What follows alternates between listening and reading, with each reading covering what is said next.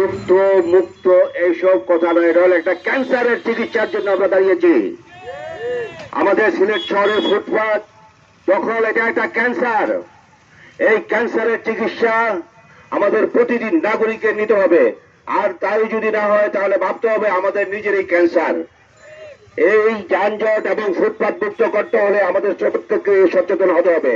আমরা স্পষ্ট ভাষায় সিলেট কল্যাণ সংস্থা, সিলেট যুব কল্যাণ সংস্থা, আমাদের সিলেট প্রবাসী কল্যাণ সংস্থা, আমরা যারা এখানে দাঁড়িয়েছি, আমরা এই প্রখর রৌদ্রের মধ্যে দাঁড়িয়েছি। অনেক ভাই দূর থেকে দাঁড়িয়ে দেখছেন তারা কি বলছে। আমরা সার্কাস করতেছি না, আমরা সিলেটের কোন মানুষের দাবি নিয়ে আসছি।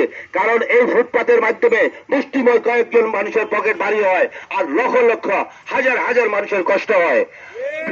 বিগত দিন দলীয় সরকার ছিল, এখন তো কোনো দলীয় সরকার নাই। তত্ত্বাবধায়ক সরকারের অধীনে বাংলাদেশ চলছে, কিন্তু প্রশাসন কি করছে? প্রশাসন যদি দেখতে পাচ্ছে না, তারা কি চায় তাদের সাথে আবার কি আরেকটা কিছু করুক এই ফুটপাতকে নিয়ে।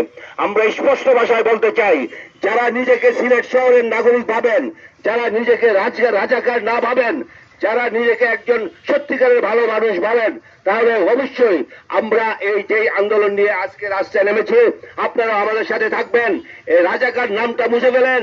সিলেটকে, সিলেট শহরকে অলিগলিতে যেভাবে টেম্পো স্ট্যান্ড হচ্ছে, যানবাহন স্ট্যান্ড হচ্ছে, এগুলা আপনারা ব্যক্তিগতভাবে আপনাদের উদ্যোগে এগুলা যে সরিয়ে নেওয়ার ব্যবস্থা করবেন।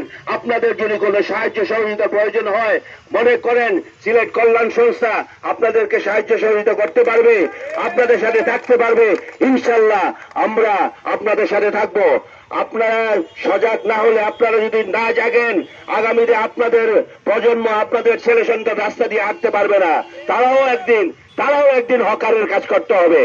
আর এই হকার সম্বন্ধে আপনারা কে কতটুকু আমি জানেন জানি না। আমি ব্যক্তিগতভাবে সিলেট শহরের সন্তান হিসাবে বলতে পারি, আজকে থেকে 40 বছর আগে যাকে হকার দেখেছি, সে এখনো হকার। তার ছেলে ইটালিতে থাকে, তার ছেলে দুবাইতে থাকে, কিন্তু সে হকার। হকার একটা ট্যাগ, হকার একটা ট্যাগ। আর এই ট্যাগকে পরিচালনা করে মুষ্টিমেয় কিছু মানুষ। আমরা এখানে যারা দাঁড়িয়েছি, আমরা কোন সন্ত্রাসী নই, আমরা জায়গা দখল করি না, দোকান দখল করি না, আমরা জনমানুষের দাবি নিয়েছে। আমরা যখন মারা যাব আপনারা বলবেন যে আমরা কোন সন্ত্রাসী ছিলাম না, আমরা জায়গা দখল করি নাই, আমরা পাথর লুণ্ঠন করি নাই। আমরা যা দাবি করতেছি জনগণের দাবি। আপনারা দাঁড়িয়ে না থেকে আপনারা আপনাদের এলাকায় আপনারা এই কথাগুলো শুধু বলবেন যে আমরা সিলেট শহরকে একটা সুশৃঙ্খল এবং সুন্দর শহর হিসাবে করতে চাই, ফুটপাত যানজট মুক্ত রাখতে চাই। এই বলে আমি আমার বক্তব্য শেষ করছি। ধন্যবাদ সবাইকে। ধন্যবাদ সুন্দর বক্তব্য রাখার জন্য অনুরোধ জানাচ্ছি সিলেট বিভাগ যুব কল্যাণ সংস্থার সিলেট মহানগর